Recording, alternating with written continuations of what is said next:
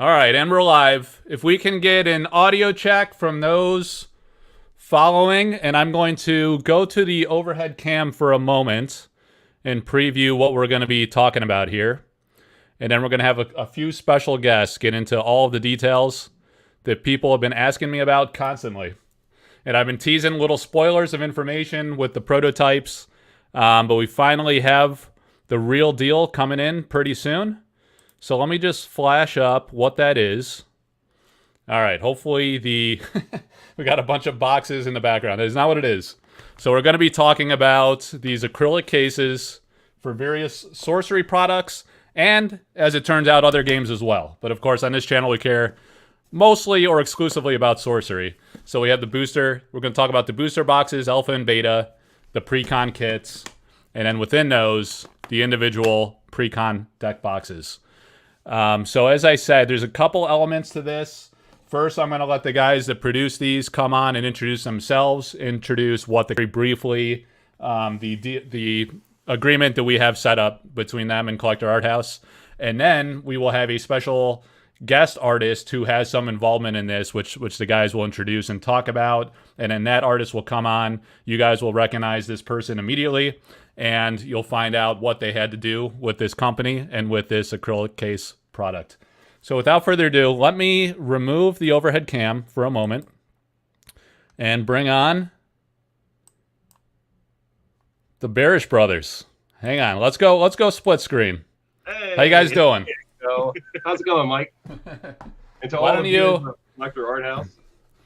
Yeah, it's great to have you guys on. I know a lot of people know you. Probably, I think, like, I first heard of you through Flesh and Blood. You were doing cases for the game Flesh and Blood. So I know there's a lot of crossover into sorcery. So a lot of people will already be familiar with Bearish Company and your products. But why don't you go ahead and introduce what your company is and just the quick executive summary of the background, how it came into being, and what you're all about. Yeah, I mean, we specialize in acrylic cases. I mean, you were showing some of them off over there, and we're very excited about being part of the Sorcery project. You know, as you had said, this all started back a long time ago through Flesh and Blood and the desire to collect and protect investment grade material. You know, so for Steven, I know for you, you're the one that really came up with the genesis of this idea. Oh, yeah. We started off as a book reselling business and quickly transitioned our scope and goal for what we were trying to do, because we've always been, ever since children, involved with Pokemon, and we actually have our whole entire collection back then. And now that we're very financially conscious of things and how they appreciate over time, it's like, you know, I think Flesh and Blood really opened that up again because of how explosive that was. So opportunities arose where I started buying in early with that project. And, you know, trying to protect myself with acrylic cases. And upon squeezing them into eBay, cut together like piecemeal acrylic cases, it wasn't really a solid fit. And what happened was it stretched the cellophane. So right away, we saw that there was a problem within the market where either, quite like Goldilocks and the Three Bears, no pun intended, some of them were too tight, some of them were too loose, and we wanted to make something that was just right.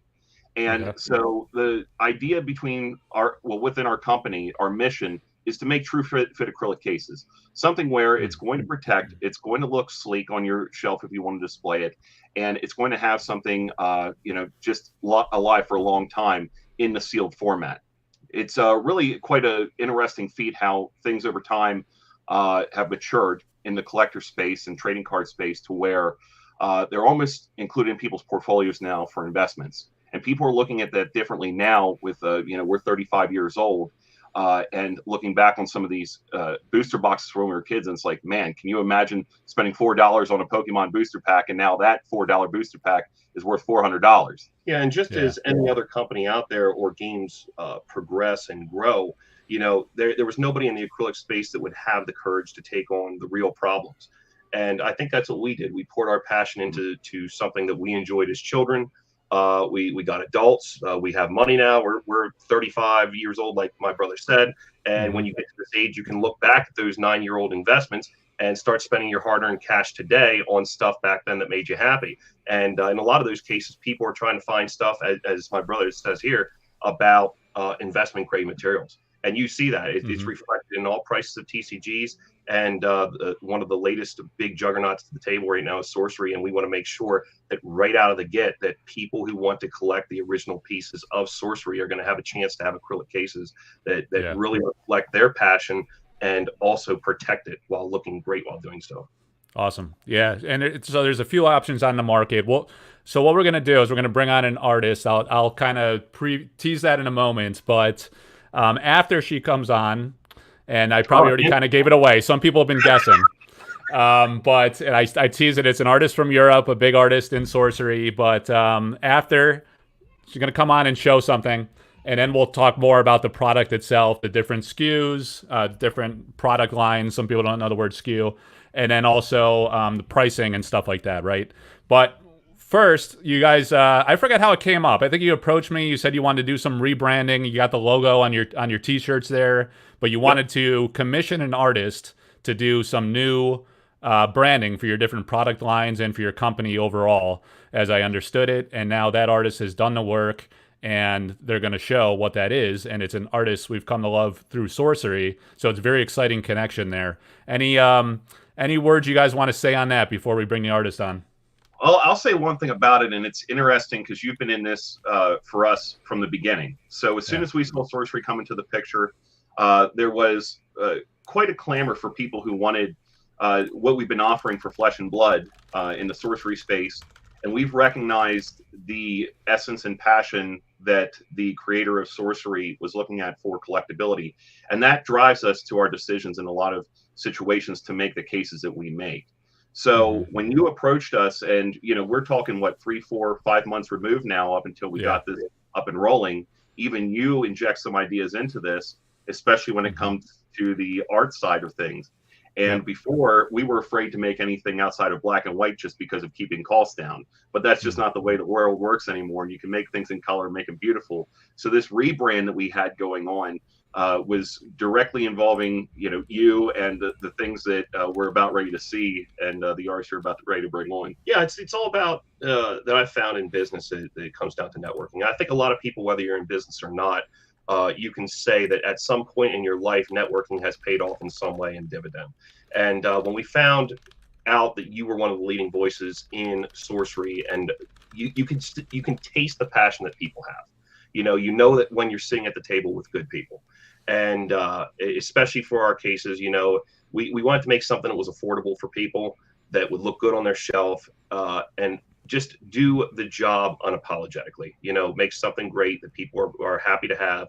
It's not going to ruin your cases, and it's something that's going to stick around for quite some time. So that's really where the passion comes from. And it's nice to know that Sorcery has a voice like yourself to not only connect, people to the game itself, but also to the people that are breathing the life into it. And I look at that as specifically not only just the gameplay side, but the artists. And it's such a beautiful thing, like to go to conventions and things and see artists there. As you said, we come from Flesh and Blood.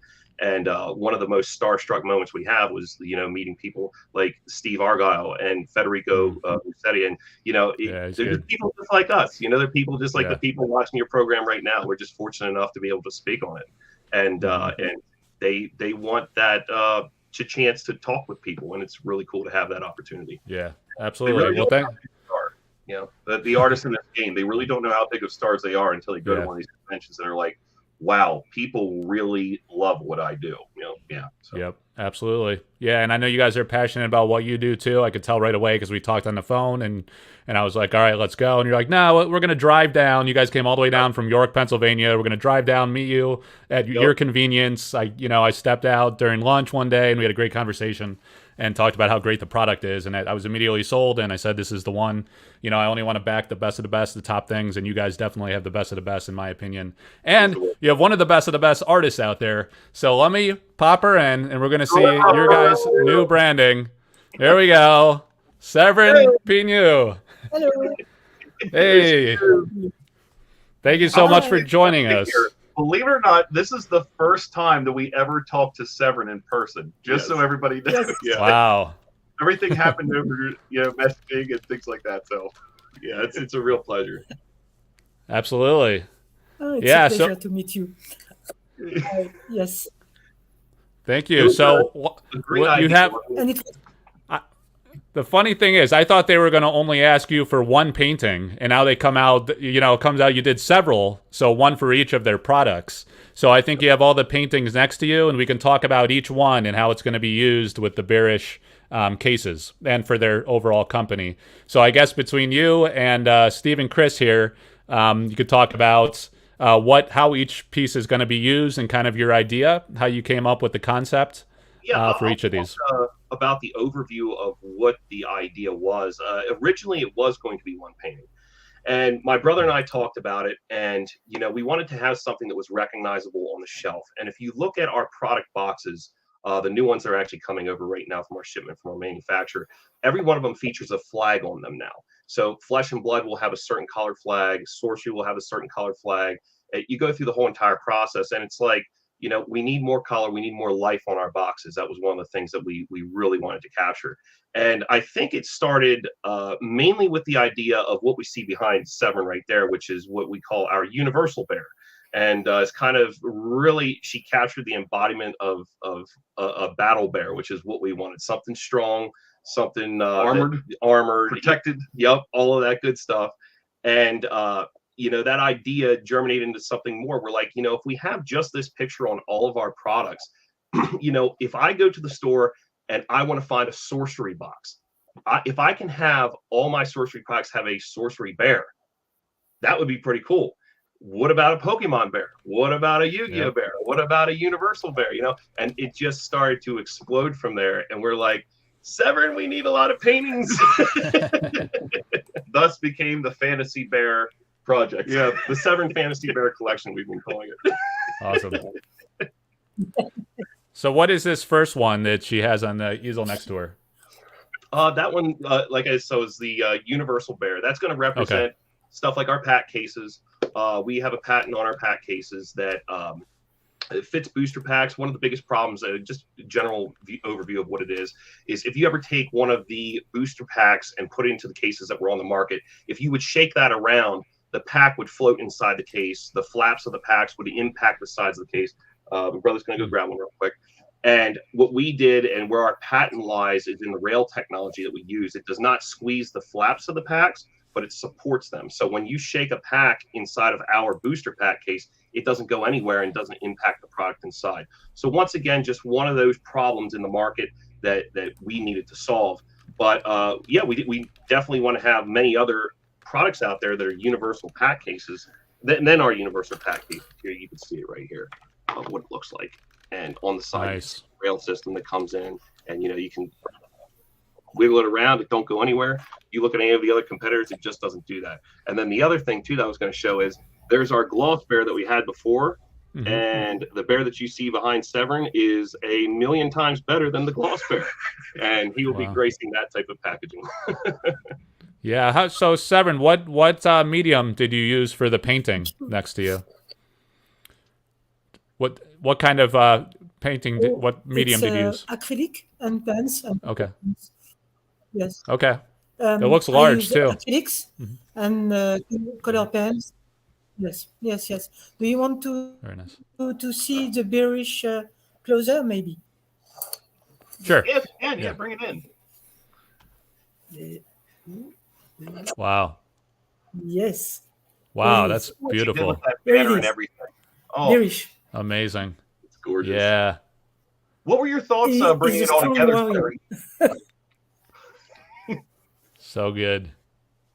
What, Severn, as Steven had just said, what were your thoughts when we originally approached you with it? Go ahead. Oh, it's you. Go ahead.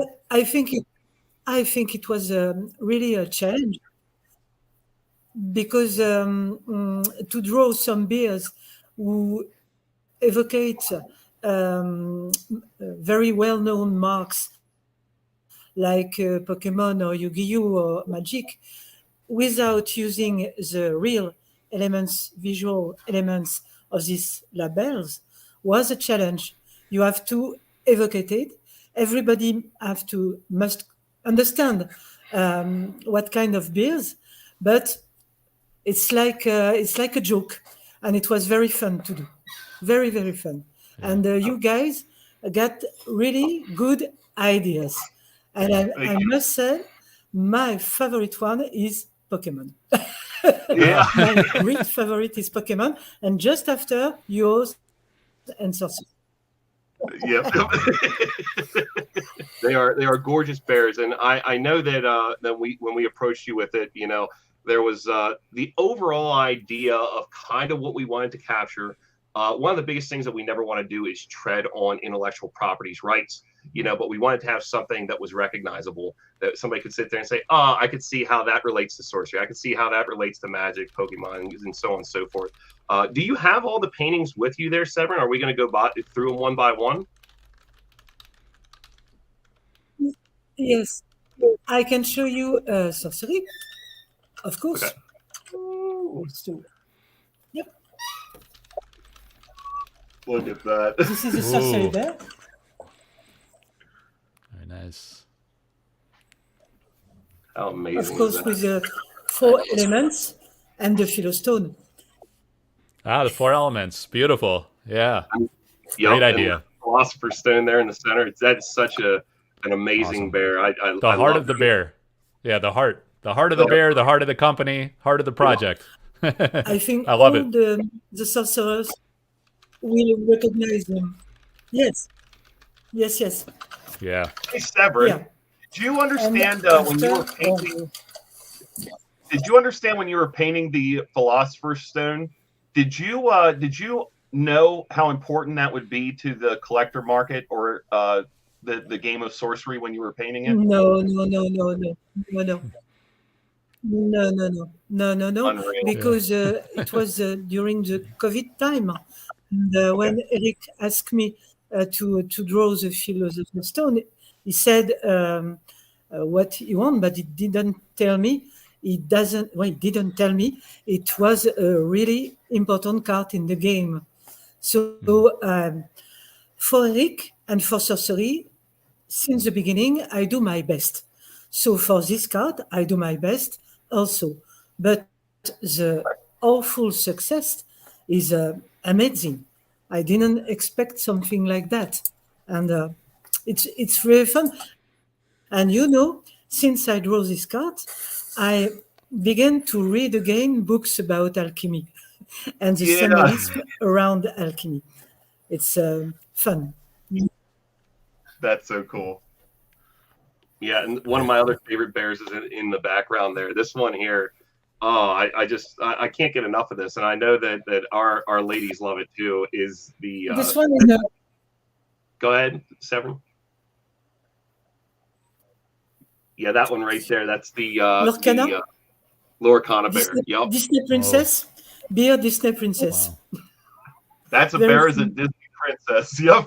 It's as Disney princess as you can get. I mean, his wife is truly hardcore into Disney. My girlfriend, she's a big fan of Disney characters, and they see that bear, and I mean, it's Snow White the whole entire way. Has the animals around her and all this stuff. It's so special, so nice, and it's fun. Beautiful job. I love that one. Yeah, very fun. Very fun and playful, like you said. Oh, this one is Oh. This one is for Magic. Yep. I like how you incorporated the book and Magic. Mm-hmm. Magic. Yeah. I like how you incorporated the book. After something more. Oh, sorry, Severin. I think we're just running over each other. Excuse me. That's okay. I was just going to say one piece of this I'd like to just take back into my nerdship here is that the cool part with sorcery is that if you look at like a Dungeons and Dragons campaign with sorcery, like sorcerers, they don't use a book. Whereas in Wizards of the Coast and Magic, they actually use a tome to cast their spells. So I don't know if you even considered that, Severin, but it was perfectly spot on to both the magician casters that were depicted in both those bears. Like you as the player yourself are the magician and you're casting out your spell. Correct. Right? Correct. Yeah. Oh, no, I worked.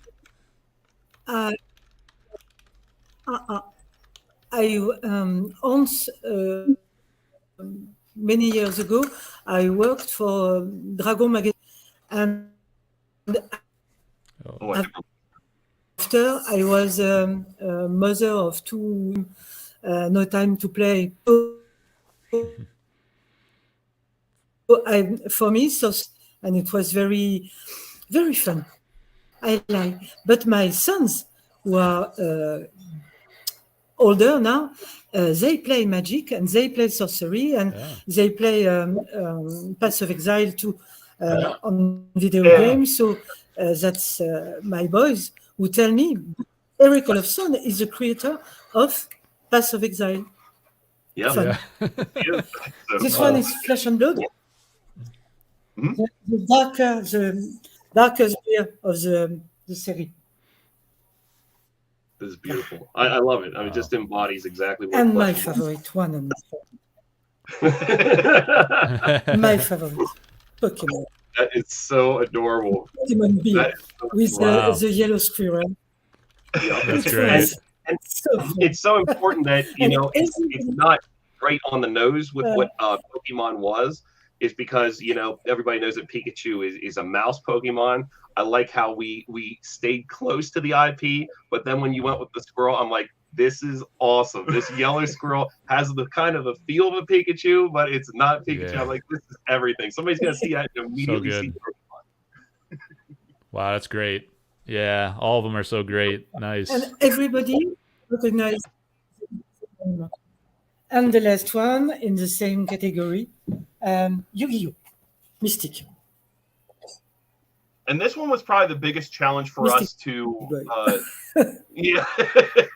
Right. to nail down. But obviously, with the roots of Yu-Gi-Oh, it's kind of Egyptian in a way, the Egyptian gods. So the only thing that I think that we gave Severin was make a god bear, make a big bear, in the desert. Yeah, because like when you think about Yu-Gi-Oh, the way that the gameplay plays out, it's almost like you're taking these lesser forces and building them up to a greater force, So you're getting much more powerful creatures during the game and building up to them. And another thing that really popped into my mind about original Yu-Gi-Oh was the existence of Exodia, which you needed to build like 5 different cards. And if you got all 5 of those cards in your hand, you could summon Exodia and it would immediately win the game. I mean, it's just the game just ended. And I thought about that. I'm like, what would it be to have this godlike bear that's bigger than the pyramid, And it was just the coolest thing to see how that came to life. I loved it. Absolutely loved it. Great idea. Yeah. Beautiful. Great job, Severin. And both of you guys, you sharing ideas, collaborating, come up with great concepts, and I love it. So creative. What do you think about it, Mike? You think they're going to look good on the products? Absolutely, man. I'm super excited. I only looked on the little pictures you sent me on the computer, but seeing it live, the ideas are great, like how it ties to the game. So beautifully done. I knew Severin would be, everything you do is wonderful. You got great ideas. So exciting. Yeah. And I know in the future, we've talked about a little bit this on the side, but, we come up with these crazy ideas and stuff. And the more and more I see the paintings, the more and more I see the ideas of it. And I'm sure when we actually get them in our hands and actually have them on the wall where we can see every single day, we've teased the idea of possibly doing a Severin plush collection where people can go out and get little plushes of the bears that she's drawn. And maybe in time that becomes a possibility, maybe next year. And certainly, I know you're excited about it, aren't you, Severin? Yeah.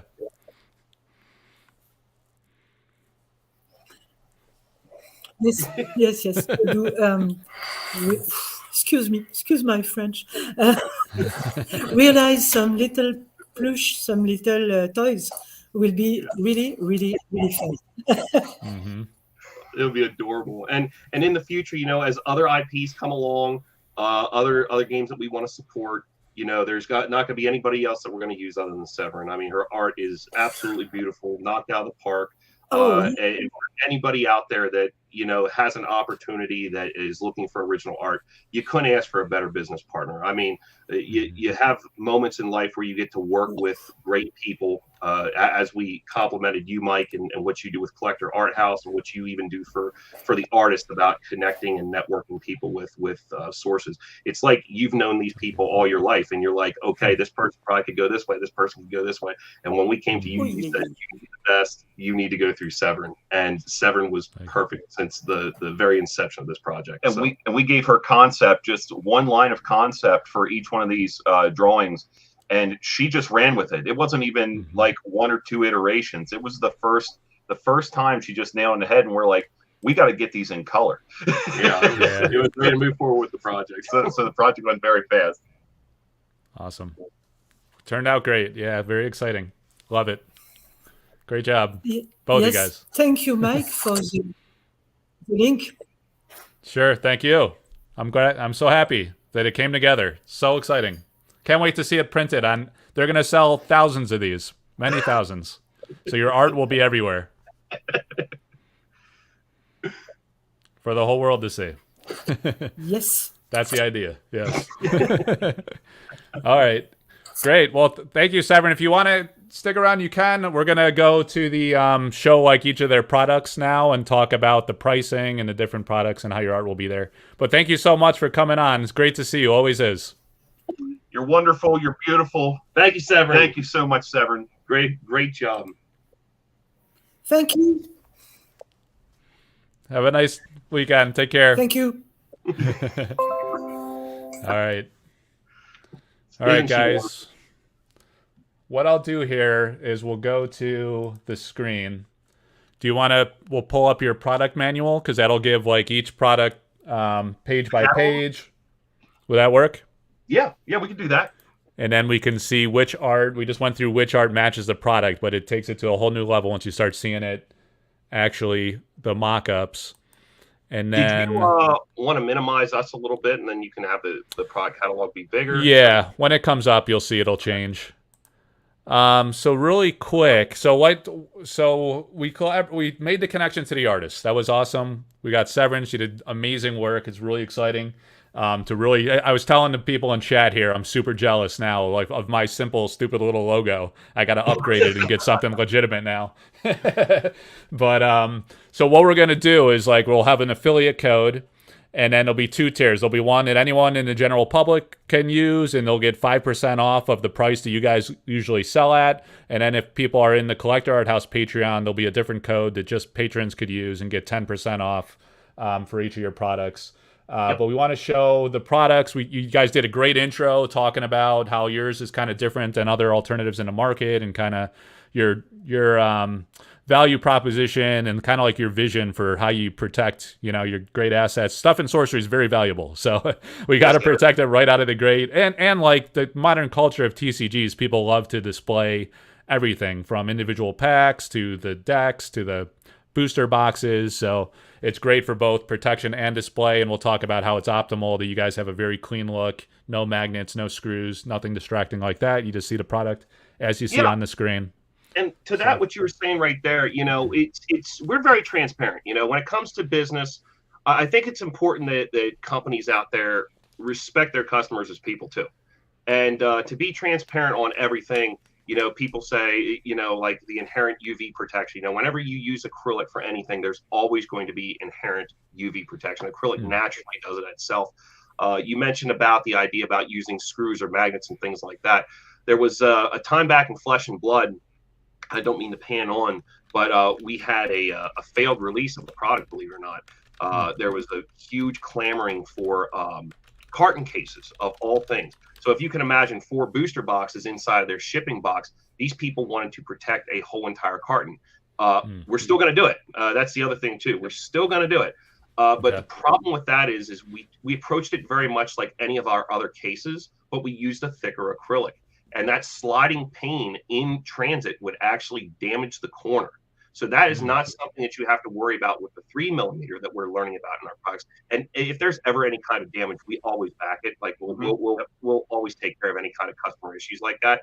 But for the 5mm, that is one of the type of examples that we will actually have to go with magnets or screws, because the sliding pane application does not work for that. And there's another side of that too. Not many people are going to be out there taking this giant case and sitting it on their shelf. You know, we're talking about something that's between $14,000 to $18,000 in some cases, extending up to $32,000 for alpha product. I think they currently go for.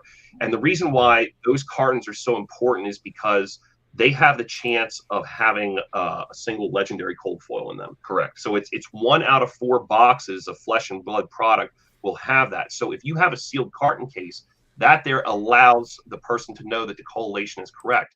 If you were to buy loose booster boxes and things, and you pull, like, let's say that there was a store that was cracking open booster boxes, if they pull out the one and open it up and they start opening the packs in there and they find that cold foil legendary, it doesn't necessarily mean the other 3 boxes are duds, but you pulled out the absolute hit in that. So when we find out that, and the only way that we would have ever found this out, and this is why I'm bringing this story up, not only to talk about the transparency of our company, but talking to the people that actually play the game. We love when people reach out to us at support@bearishcases.com. It's one of us that's answering the emails at support@bearishcases.com. We don't have a team behind us. This is the team. You know, we have people that we collaborate with. We have people that we talk to. But when it comes to our products, our passion's right there up in the forefront. And if it wasn't for people reaching out to us and talking to us about how this collation worked, we would have never had anybody come to us and say, hey, carton cases are the way to go. And for the ones that we made, they sold like hotcakes, you know, and we had a very forgiving audience that they're like, no, they're still good as they are, even with the crack in them, because we were not going to go back and replace that whole entire thing. You know, we stood by the product and for the people that needed it, we refunded them. But most people, even with the crack in it, they're like, no, this is good. This is exactly what we needed. But when you do the ones with the magnets or the screw down tops, we'll come back and purchase more of those. In fact, ever since that happened, I mean, how many people have been asking us? It's probably about like it's uncanny. Yeah, it's unbelievable how many people still to this day are asking us for those cases. But we decided to go from that. We really wanted to get a more wider volume of SKUs, and that included supporting other products other than just Flesh and Blood. So that's the segue back into this of where we're at, looking at the product catalog and again, how we wound up talking to people like you in the sorcery community. So awesome. So does this, I see the first image here is your product gallery. So all the paintings that Severin just showed us, that'll be on the box packaging for each of these items? Is that right? That'll be on the box packaging. Yeah, like the packaging. Gotcha. Yeah. Okay. Man, I'm going to be wanting to collect the boxes themselves. The packaging. I'll probably display the packaging as well as the boxes themselves, just so we can see Severin's art every day. Yeah, for sure. That's super cool. Yeah. Hey, just a light note on that too. We do have utility with every one of our boxes too. Just a small piece to this. And since we have the pack cases, this is also featured on the box cases as well. So you'll see that there's actually a place that you can fill out the information of the contents inside the box. So if you want to do that even with your booster boxes and just keep the product boxes along with the acrylic case, that's a really solid option as to why you would keep them. Gotcha. Okay, so are these all the games that you're doing here? We got Pokemon, Sorcery, Lorcana, Magic, and Yu-Gi-Oh, right? The one that we're missing here is One Piece. And so we dabbled our feet with that just because the initial surge of people who were looking for a way of protection, booster boxes increased in price. That's one thing that we have to keep in consideration for all this.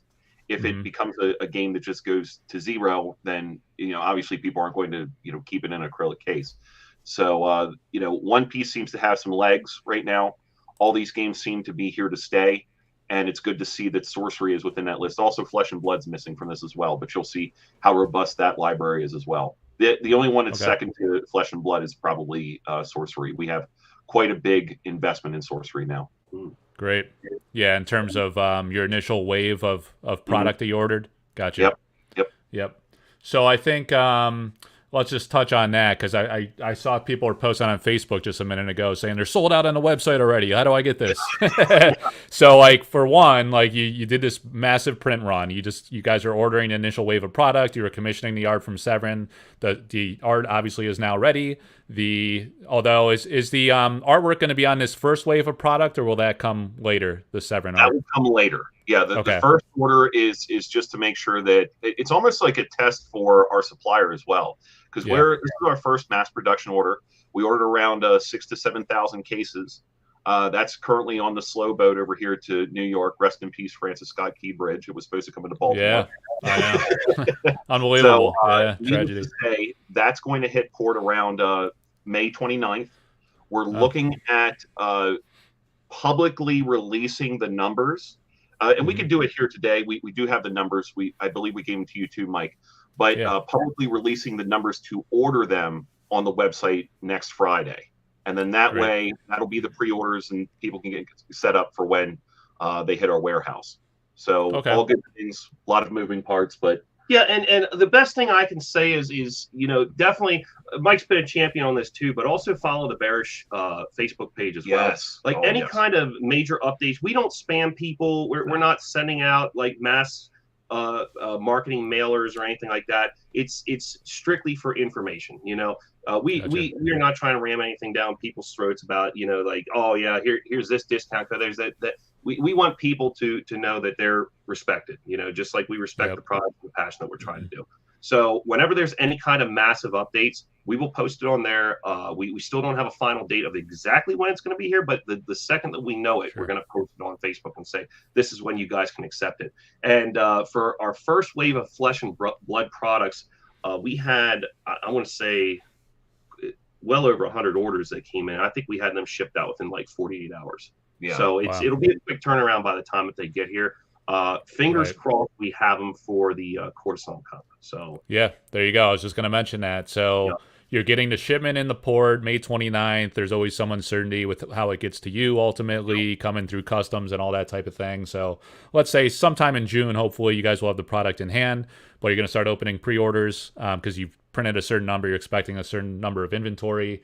And then the affiliate code, we're working on that. We'll get the codes out before you go live so people can get the discounts. And then, as you mentioned, you guys are trying to come to, I'm going to have a table at the Courtesan Cup. And then if you guys can make it, you'll be there with me showcasing this, answering questions about the product. Worst case scenario, I'm going to bring some and show people. So people, if you're coming to Baltimore for the Sorcery Spring Social / Courtesan Cup, I always caveat because it's called the Sorcery Spring Social, but the main like capstone event, the big tournament, is the Courtesan Cup. So people know it as one or the other or both. It's kind of mixed. But we'll have the product there, at least to like showcase. Inventory may or may not be ready, but you guys can see it tangibly, kind of touch and feel it, and really get an appreciation for all the things you're seeing on this page, why it's great, with the UV protection, 3 millimeter thickness, which you guys talked about. You used to do 4 millimeter. You found a 3 millimeter was optimal, gives you the max protection, and it's got such a great, I showed it when I opened the show today, and I've showcased it on the channel before. It's got like a thin, very natural profile to it. So you're seeing just the box, just the protection, no distractions. A lot of times I see card displays, like these nine piece cards are really popular because of the Alchemy 9 and Sorcery, and you see these big magnets or screws all over the place, and it's kind of like, I was like, oh man, I just want to see the card, I just want to see the art. With these boxes, you only see the box and the box art, which is amazing. So you can order it the first round, no Severin art on the packaging, but you can start protecting your product, and then later on in the next wave, you order again, and then you get to display Severin's art. That's what I'm doing. That's awesome. Yeah. Like even for us, we always had this like running joke. We always say that the bottom's for the boys, like in our cases, because when it even comes down to our logo, we put the logos on the bottom of the boxes. It always cringe. It makes us cringe when we see somebody with the logo on the top because they've accidentally loaded the box upside down. So we tell everybody that it is bottom loaded. So that way the prism effect on the top side of the box is specifically focused on the box. No seams, no nothing. All of the business happens on the bottom, so it always presents well. The other thing, too, that we went the extra mile with is when you have the sliding pane in place, you can see how the sliding pane comes out. When you push it in, we actually use a rail system on these three sides, the right side, the top side, and the left side. So, and then this is slotted, the pane. So when it actually goes in and is secure, you can even push down on the front of this thing where you just saw that leading edge, and it does not flex in. So the other thing that we include with these boxes as well is rubber feet. So if somebody wants to, they could put the feet on the bottom, and then it'll sit up really nice. And we also include a little clear sticker that can go across the back side. And that is one of the things that allowed us to avoid anything like injection molding, magnets, anything like that, because you're not going to be handling this. You know, a lot of people are like, oh, well, it secures my case more to have magnets in it. It secures my case more to have screws. And I understand that. Like, there's people out there that these products here, somebody might want to actually go and use magnets or use screws. The big compromise is that the trade-off is now all of a sudden you must use a much thicker acrylic. And I've seen cases in certain cases. That one right there, actually. Where, yeah, exactly. Yeah, I hate to call them out. No, but that's I know good. exactly who that is. Where it just takes away from the display. You know, like when you're talking about this is a ETB box. That is. No, this is a Magic the Gathering. I think it's smaller. No, it's a booster box for Pokemon. Booster box for Pokemon. Yeah, Okay, anyways, go for it. so you can see. I mean, obviously competitor name on there, but you could just see the thickness in the sides of these cases, right? And that is all done that way so that they can inset the magnets. This is about as small of a magnet as you can go that's going to get a good hold. All right. And the top of this paint, it just slides off, you know? So that is not what we were going for with this. You can see the side profile. Here, let me see that here quick. Yeah, sure. I want to show the side by side of just the thickness on this. You see what I mean? Let me get you guys a little, hang on a second. It's like there's a way to do this. I think I can make you a little larger if I figure out what I'm doing here. There we go. Yeah, you can just see the difference in the thickness. Yes. On what they look like. And this does not mean, just because the acrylic is thicker, it does not mean that it's going to provide more protection. Both of these cases will function the exact same way if your product takes a fall. Either one of these cases will shatter, they will break on the edges or sides, but it will not affect the product inside. I was telling Mike the other day, for your viewers out there, I once had a $250 5-ounce silver coin. It was to commemorate the moon landing. And my uncle accidentally, it slipped out of his hand, and it was even thinner acrylic than what we use. We use 3 mil. That was 1 millimeter thick, and it shattered, but the coin was perfectly fine inside. So that's what acrylic is designed to do. It's supposed to be resilient and hold itself together. Yeah, and here's the thing, like with the thickness, because I get some counter arguments sometimes that people say like, oh, well, you need it to be thick for the box, or the thickness gives you extra protection. Not true, as you say, the 3 millimeters just fine. And here's the thing, I've never had a box fall off a shelf in my entire life. I've never seen that happen. I've never heard of that happening. And as I joked with you guys when I was hearing these arguments, it's not like I'm sliding into my pocket when I'm going mountain biking and it's shaking around and, you know, I'm on the lawnmower and it's skipping off the back or something, right? Like it sits on a shelf. It's for display. You want it to look as aesthetic as possible, and you want to appreciate the amazing. Let me go back to the let's see. I want to go back to your brochure because you can see that the Sorcery box is a work of art in and of itself. Like the way Eric did this is really masterful. I mean, they got a great logo. You get to see 5 of the cards right across the face of it, and then like on the sides too, right? So you want that as low profile as possible, so you can see that shining through. And then, you know, Eric's like a maniac with aesthetics, with everything he does. So I'm sure in these future sets, it's just like, you know, Flesh and Blood did this a lot too. They put a lot of energy into the design and the aesthetics of the box look itself. I think that Eric made this kind of simple for the Alpha debut because that's how it was for Magic Alpha. You know, it was pretty minimalist, and it really just featured. And plus, like with its debut, you want to feature the cards, you want to feature the logo, so people see prominently what is this game, what is it called, and then what are some of the artwork in the cards. So you fit as many of the cards as you can and really get appreciation for that. But in the future sets, maybe he'll go to more elaborate box design, like kind of like Flesh and Blood did, you know. So then the box itself is kind of like a work of art and very aesthetic and appealing, and people are like, oh, I already know this game. Look how amazing that art is, and I want to buy those boxes type of deal. So let's see. I think you guys hit all the highlight points of the product itself. Let me see. Is just scanning it. We talked about the acrylic, the UV protection. So it's very perfectly, and like I want to make sure this came across too, because when we talked about it, you guys had it made to fit perfectly to the dimensions of the Sorcery product specifically. The Alpha box and now the Beta box, which has 36 packs instead of 39, so it's actually a different millimeter dimension. So you guys measured that and had those custom made. Every single case that we make, we actually get the product in hand and we hand measure it. That's what we do.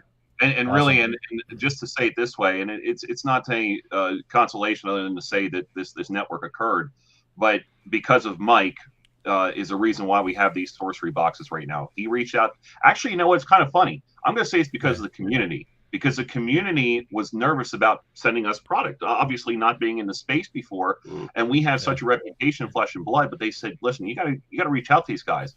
And Mike took up the torch to say, "Hey, let's interface." And it was a very quick, off the ground. We were pretty well trusting of each other, and he took that risk of sending a lot of likely thousands of dollars of product to us for us to hand measure. And then that's where he went back and said that we met back in person when we had the prototypes in Virginia and handed them back to him. But he was the reason why we got all these qualified. The community asking for it's the reason why we're even pursuing it. This is a strong game, and we're really, really enthusiastic about it, just like you guys are. So yeah, it's kind of funny. I sent you guys like a SKU of every single thing I could think of, including like the alpha boxes. I opened an alpha box. I sent you an alpha pack. I even sent you a first edition art sample pack, which is like nobody has those, and the silver pack. And I was like, let's see if we could do these packs, guys. And then we're like, oh, you know what? There's so few of them in the world. I'm trying to wipe them off the face of the earth anyway. If my sample pack breaks, they're like, it makes no business sense. No business sense whatsoever. By the time I'm done, there'll be like 2 or 3 people buying it. So, but like speaking of which, $200,000 pack in about 10 years. So for so we're gonna have the alpha boxes, the beta boxes. Do they fit individual sorcery packs? Yes, they do. Yes, okay. They do.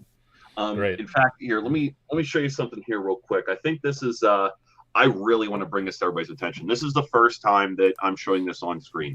So we have a competitor's I believe it's Ultra Pro booster pack case. They're one touches. The one thing about their booster pack cases is, first and foremost, they don't have a rail system. Bearish has a U.S. patent on the rail system. There's nobody else that can replicate this in the United States at the very least, and in the world. So with that said, this is what separates our booster pack cases from everybody else's. I'm going to make this a very quick example. First and foremost, our cases, they seat without any magnets.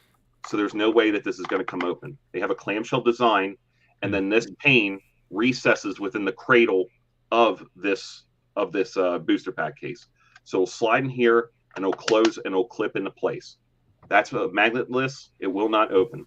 Wow. With Ultra Pro One Touch, all I need to do is press my finger against this, and it falls right off. That's exactly what it is. So I'll show you this a little bit better here.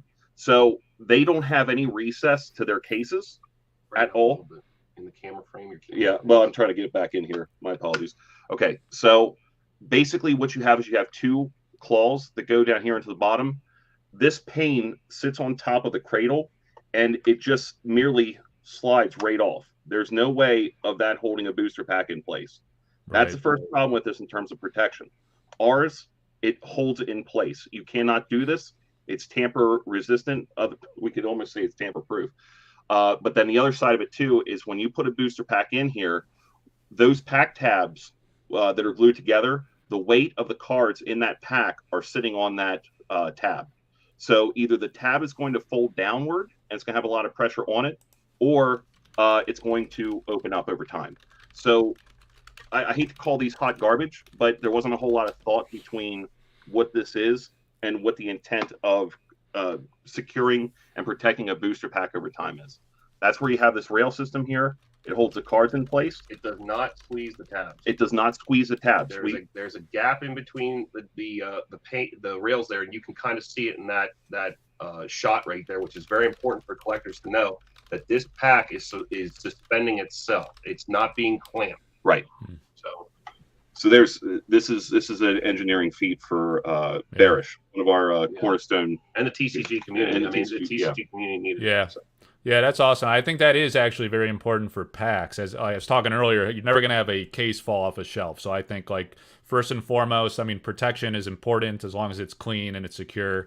But, it doesn't have to be anything. It's more about the aesthetics. When you talk about those individual packs, people are definitely going to display those too, but they're also going to stuff them into a backpack and go to events and show them off, especially if they have, like, you know, years from now, alpha packs could be a big deal. They're already pretty expensive. I mean, even like breaking costs $40 a pack. It's valuable, you know? So, yeah, that's really cool. I actually brought the box cases and the pack cases to the IX Art Show last year, and I was hanging out with Drew Tucker. We opened a booster box, and I actually, the deck boxes, I think, let me see. Yeah, these individual deck boxes, I gave him a couple. He didn't have any sorcery cards yet, so I gave him like a couple starter decks, and I gave him a couple of these Bearish cases, and he was impressed. He was like, "Oh, that's nice, Mike." So, good first impression. Well done. All right. What an icon in the space too, Drew Tucker, man. Yeah, he's great. All right, so we talked about the packs. Let's see. Flesh. All right, so here's all the SKUs, right? You got the... One thing quick before you go any further, Mike, if you scroll back up real quick, just as we go through the... No, go back down to Flesh and Blood. Yeah. Do you see at the top left there, it says For Flesh and Blood? That is what you're going to see on the top left-hand corners of our product boxes. So as we go down through the product catalog, just keep note of those flags, and you'll see how we chose to identify the games. And those were actually the color palettes that Severin used as influence for the colors of her bears. Oh, wow.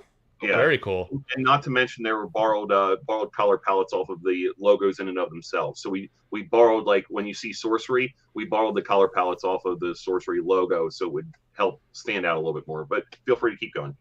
Okay. Yeah, so we'll go a little quicker through. I want to show each page because you have Severin's artwork in the background. We'll see that pairing of her art a little closely to the product, and then we could spend a few more minutes on the Sorcery. We're coming up. We're shooting for like an hour, so we got about 10 minutes. Yep. So we got the Flesh and Blood, and there's the Flesh and Blood bear. So it's very thematic with the skulls around the belt and around the collar. Awesome idea. So great by Severin. Let's see. So several SKUs there. Lorcana, the beautiful Disney bear. You guys said it was your favorite. It's kind of blocked, like with the feet there, but I love how it's in that cradled position, like holding its own feet, and then the bunnies in the front's very cute, very, Disney-esque. It's unreal. Slam dunk. And she does these butterflies beautifully. The avatar of Ear, has the butterflies in there, so it's almost got like, it reminds me, she does nature things so well. Yeah. It's really exciting. All right, so then we have Magic with the Magic book. Mm-hmm. The jewels, that's really cool. I mean, the jewels are like the Moxen. The Mox, yeah. That's what it reminds you of. That's a great throwback. All right, One Piece. With the One Piece hat. I love this one with the flying is it a squirrel or a bunny? Yeah, squirrel. It reminds me of the Wolpertinger that she did for Sorcery. Yeah, absolutely. I see Sorcery in everything. I'm just an addict about it. That's good.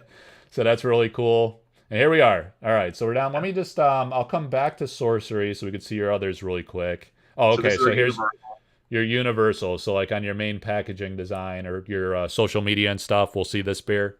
In a lot of ways, Yep, okay. Oh, and then the Pyramid. Yeah, Yu-Gi-Oh! Okay. Yep. All right, and then, we'll come back and talk about pricing SKUs in a minute. People are very interested in that. All right, so the products, you got the Alpha case, the Beta case, the Pre-Con deck, and then the individual decks. Are these, now, I don't remember if are these designed to fit for Alpha? I actually don't know if the Pre-Con, did I send you guys Pre-Cons for Beta? No. I think I sent you a Beta booster box. Yeah, right. We don't have a Beta Pre-Con kits qualified, and we don't have the Pre-Con decks qualified. So these are built solely for Alpha. The only thing that we have for Beta right now is the booster box that you see in the top right-hand corner, also featured right here in my hand. Okay. And those are qualified to fit. Did we ever confirm if a side business thing here? Did we ever confirm if the Alpha and Beta were different sizes? They are different sizes. Yeah, they are for the booster box, 100%. But you guys did it specifically measured to fit for the booster box. For the Pre-Con kit, I do not know off the cuff. So when you guys say qualified, you measured very precisely for the Alpha Pre-Con deck and the individual decks. So these will fit perfectly for those. I don't know off the cuff. Maybe someone in chat knows if anyone has compared the Beta Pre-Con deck box and the individual decks. if those dimensions are the same, this will still work. If not, it might be too big, too small. I guess we'll have to test it. So bring it to the spring social. We'll test it out. It's a community effort. It really And is. just like Michael Jordan with the basketball, we have our handy dandy measuring tool that used for all of our cases and everything goes like everywhere that. with us. That will come along and we'll measure Okay. right on the spot and write it down. Yeah. Yeah, so even though it's not in the first wave, I mean, there's a lot of beta product out there, so that's something you guys might decide to go pursue for future waves, right? Absolutely. Yep. All right. So an initial wave, you'll have an alpha booster box, beta booster box, alpha precon deck, and alpha individual decks, which you find in the precon kit. So, and there you go. There's the list and the SKU numbers. And the beautiful, so amazing concept, the 4 elements. I actually didn't pick up it. I was so like distracted by the Philosopher's Stone. They like didn't occur to me that the 4 elements were hanging out there too. And she has the element symbols as well as like a artistic representation of each with the little alchemy symbols in there too, which is incredible. I love that. Isn't it amazing? Hey, you know what she illustrates for. She draws for sorcery. Yeah, she knows what to do, man. You don't have to tell her too much. Just like you said, one liner and you get the magic. Yep, All right. So let's go down to pricing, which is the last thing, and then we'll finish up and remind people of availability timing and how to order. All right, so let's just go into, you got the prices for each of these. Is this already on your website, or will it be published once it goes live? How you It'll doing be that? published once it goes live. It's currently locked in, but they can't see the prices on there, so this would be the first place they would see them. Okay, so it's okay to show this? Yes, absolutely. Just want to make sure. All right, so here's your pricing for the sorcery items. You got the alpha box at $29.99, the precon box $24.99, individual decks. These are the deck boxes for alpha, right? Correct. Okay, so those are $9.99, and standalone beta boxes also $29.99. Okay, so booster boxes, whether it's alpha or beta, $29.99. Precon box, I guess I could show it as we're going here. Whoop. Front of the camera, those are $24.99, and then these guys are $9.99. So will do these sell individually, or is that as a kit of 4 of these? Individually. Okay. And it's likely if somebody just likes a certain element, and that's why we do it that way. Okay. So, Great. Yeah. And then the one thing missing was the packs, but you have the universal booster pack. That's $9.99 per pack. Yes. Each pack piece is $9.99. Correct. Okay. Awesome. So I guess those are the retail prices, you guys. If you hate Collector Arthouse, you don't like me, you don't like saving money, you can just order direct right from the Bearish guys on their website at these prices. If you want to help support the channel a little bit, we worked out an agreement. You'll save 5% through like a general public code, which will be, I'll help spread the word on that. And what we could talk about, like how to do that. And then if you're in the Collector Arthouse Patreon, you'll save 10%, and that's kind of like a give back to reward people for supporting my channel specifically, and a win-win for everybody, really. So I appreciate the opportunity, guys. I know like your product is top of the line in my opinion. I've had in the earlier days before you guys existed, or before I knew you existed, and I was messing around with other games. I had some cases, or even in doing like deals with trade, sometimes people include a case with it. So I've seen like some of the products you've shown, the magnet style, and then also some other ones that are even clunkier. They kind of like snap together in various spots. Those were like a nightmare. I traded for like all these high-end Flesh and Blood boxes years ago, and the guy gave me those, and it was like, I felt like I needed like a screwdriver and a hammer just to get it back open. It was so like, in one regard, people would be like, oh, well then it's super secure. I'm like, right? And I was like, no, it was like and then the pieces wouldn't fit back together in some cases. It's like, it was a disaster. And it looked terrible. It looked like it was half-assed, honestly. So when I met with you guys, when you traveled down to my area from Pennsylvania, it was awesome seeing the real deal in person. I was sold right away. It looked great. It felt great. It felt very secure.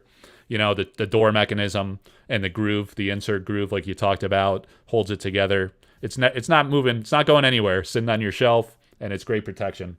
So well done, guys. And it fits perfectly. You measure every product individually to fit perfectly to millimeter level dimensions, right? Absolutely. And each of these prices are derived off of material costs. So we have an equation built behind the scenes. So where you see like, the standalone booster boxes being at $29.99, the pre-con at $24.99. It's all based on the material that's used to make them, and then that's how we set our prices. Yep, makes perfect sense. You go from pre-con kit. I mean, it's actually substantially larger to go from the pre-con deck box. It's much smaller than the booster box. Correct. So the pricing seems very fair. You're not paying like a super premium to go to the full booster box size. So that's awesome. Yeah, those are great prices. There was a guy on Facebook that said, "Please don't tell me these are $50." So I think at $30, people are going to be thrilled. You know, that's very reasonable. You're paying the protective 1,200. What is alpha boxes now? 1,200, 1,500, something insane like that. So another $30, you save 5 or 10% off of that. Yeah, what a nominal fee just to pay for the insurance. Yeah, and that's like even like with our carton cases and stuff like that. I think we were priced at $50 for those. Yeah, and those were monsters. They're monsters with much thicker acrylic. So we're not out. We're trying to keep it affordable for everybody. I mean, that's really what it comes down to. That's another question I got. So are those not available yet, or is that something you're considering to do boxes for sorcery cases? So the real question is, because we haven't actually sat down and really discussed the collation of sorcery. So it's one of them things where we're probably going to have to sit down on the side and ask what is the reasoning for it. If you guys are seeing collation patterns where you're getting out of, it's 6 boxes in a case, correct? Yeah. Okay. So one of those boxes may contain, one of your, coveted uniques that are foiled or something like that. If that's the pattern, and you're guaranteed 1 out of 6 boxes, then it would likely make sense to create a carton case solution that you would have underneath acrylic. Yeah, you know what? Like, so sorcery doesn't work like that. It's on a per pack pull rate rarity. So you could, and there's been I don't know, people have this clumping theory where they say they get God boxes and sometimes God cases where like several of the boxes have huge home run pulls, but it's on a pack level, so it doesn't matter on a box or even case level in a pallet or something. I don't know. People come up with these wild theories.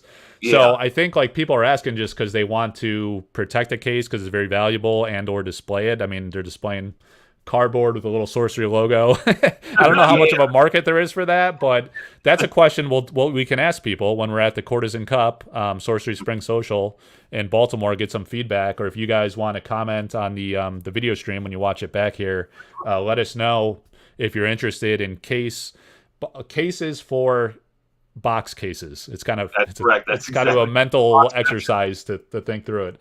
But if you guys are interested in that, so if there's interest, say that you're interested and why. Like, what's the use case? Like, why would you do it? Because add it to the comments here. And what's more importantly, again, I'll echo what my brother said before: support@bearishcases.com. You're going to get us front facing. We're going to have a whiteboard where somebody says, "I'd like a sorcery case, a sorcery carton case." We don't have that product, and we're going to make a little check next to it, and your vote's going to be counted towards that. Yep, you can follow these guys on their website, get on their email list, join their Facebook group. I've seen you guys have done great announcements. I saw you showed one with a shipping container with a ton of these boxes, so everyone was super pumped up. So here's the official announcement. Again, getting back to timing, comes into port at the end of May is when it's expected. You get through customs, hopefully within a few weeks or so, you have product in hand. But look for a pre-order announcement in the coming next couple weeks. Is that what you said? Next week. Next week. All right. Awesome. We'll be releasing that by Friday. Okay. So by Friday, we'll have the pre-order announcement. We'll have the discount codes. I'll get the word out through Patreon just for paid tier members. So if you're in Patreon, please don't share that. You're kind of shooting yourselves in the foot if you're doing that because you're passing like a paid for, like you support me at a cost, and then like that advantage is for you. And then the general code, I'll publish that more broadly and across all my social media platforms. And I think you guys are going to sell a ton, and then you'll have to order again soon and get that Severin art on the product.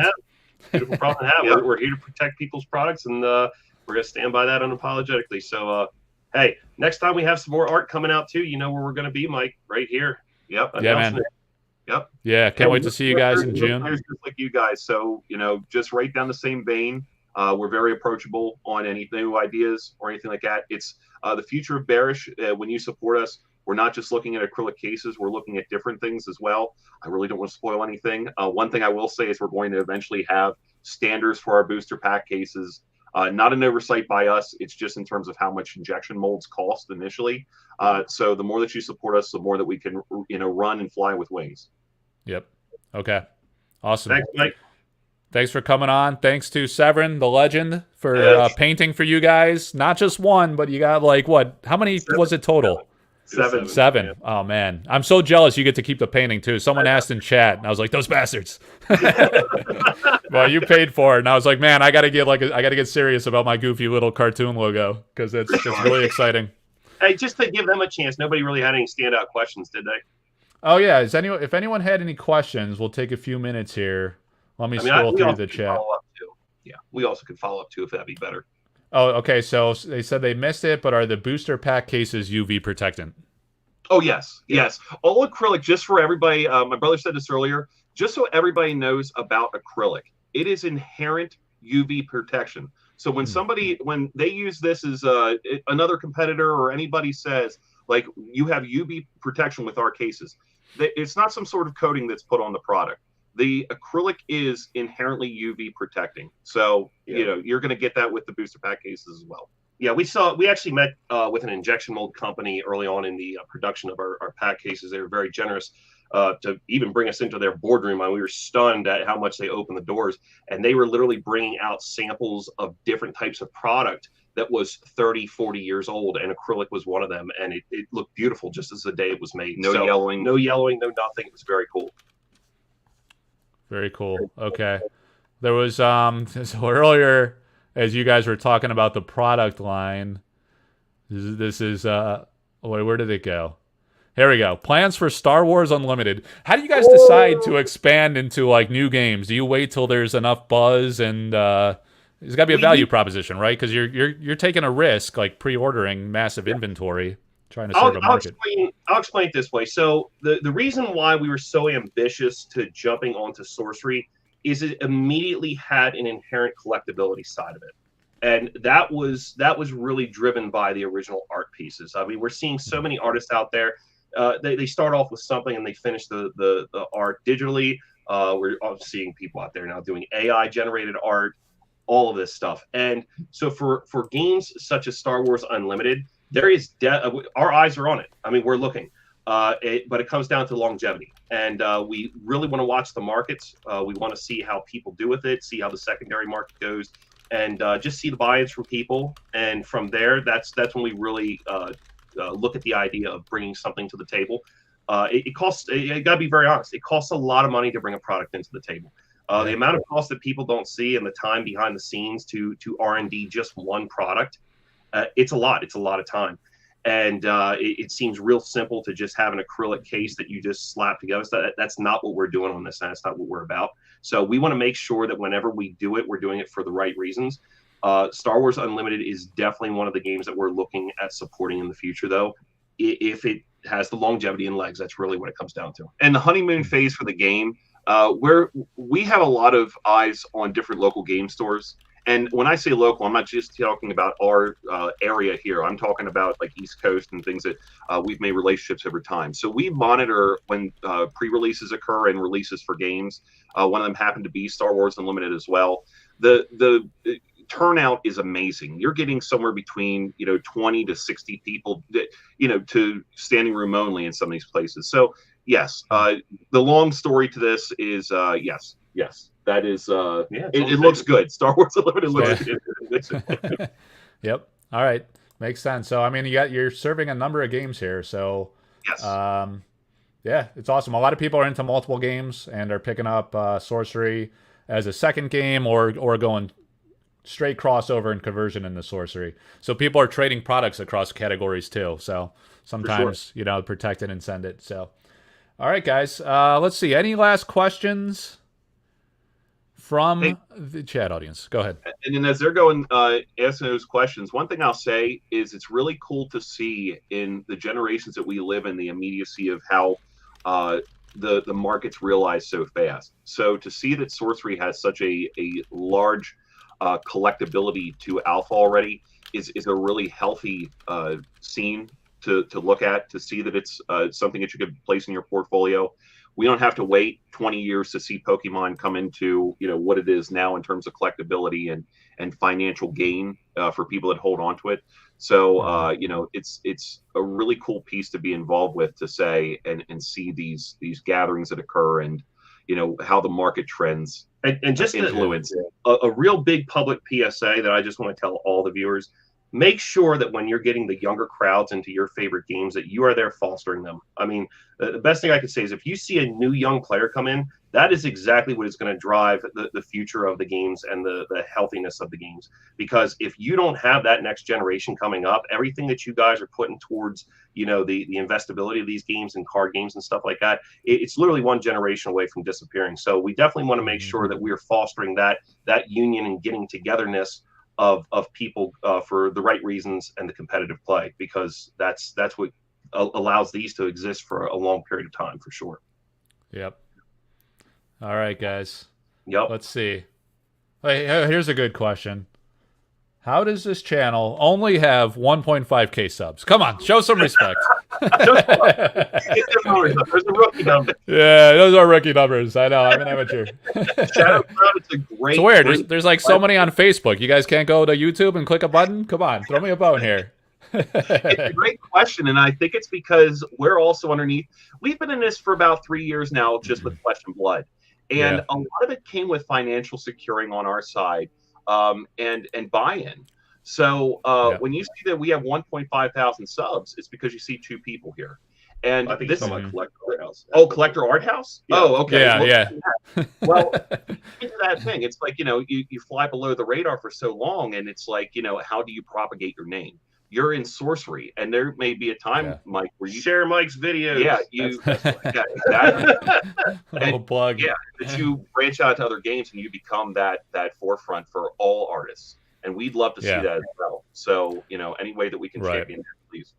Yeah, it's interesting. I'm super into sorcery exclusively, but I love art more broadly, and I work with a lot of the artists, and I'd love to see them have more opportunities in many ways, and also bring, hopefully, just getting off on a tangent. I don't want to get into it too much, but also trying to discover new artists, because what I'm looking at is from the altar scene. There's some incredible artists, and Eric discovered a few artists from there. So we had Atlas Thorne, Vivian Calazans, who's the wife of Kyle Calazans, one of the artists. So trying to create a platform for them and showcase their work, and hopefully it catches Eric's attention. We start seeing them in sorcery, but also the existing sorcery artists that they do a ton of work outside beyond sorcery. So I have ways to kind of showcase. You really got to see what they've done, because the fantasy genre is a little limiting. I mean, they're doing it specifically for a gameplay concept or a card mechanic, right? But beyond that, they have creative freedom to do whatever they want, and they've done incredible work beyond it. So it's super fun and exciting. But yeah, I just wanted to flash up one last look here at Severin's Philosopher's Stone Elemental Beer, I guess. I don't know if these have a name, but this is again, I'm so jealous you guys get to keep the painting. And if and when you'll allow me, I'm happy to share that across my platforms and showcase the great work that Severin did for all of your products, and all the different paintings. 7 paintings, incredible. Yep, really truly great. amazing, man. Yeah, we're truly privileged, and really, honest to goodness, it's all thanks to you. I mean, you're the one that connected the dots to bring the communication start, to get the communication started between us and Severn. So definitely appreciate that. Thanks. Yeah, we can't wait to shake your hand down at in June in Baltimore and shake a lot of other players' hands and things like that, and people who are interested in the vision that you've created, as well as just being a side piece to aid in the community any way that we can and shake their hands as well. We'll likely be there just Friday. It's kind of a weird weekend just because of Father's Day weekend.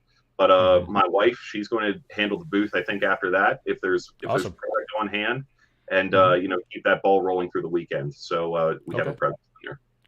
Great. Well, I'll look forward to hanging out with you and then your wife on Saturday and or Sunday, and we'll have the cases.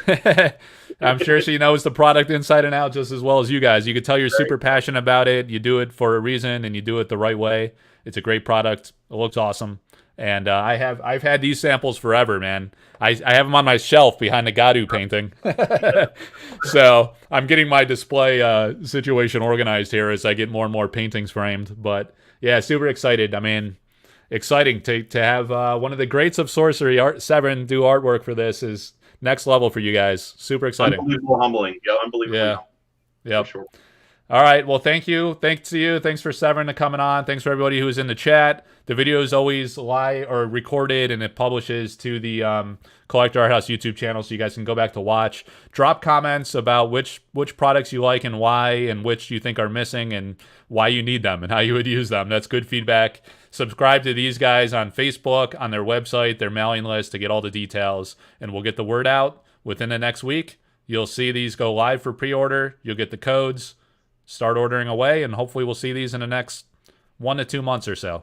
Yep. And closing thing I could say is if you're watching this video from a year from now and you happen to get to this point in the video, support at bearishcases.com will be there, and you guys can hit us up whenever. I honestly mean that. Hey, thank you for the opportunity, Mike. Yep. Thanks, Mike. Yeah. Thank you, guys. Thanks, everybody. Take care. Yep. See you.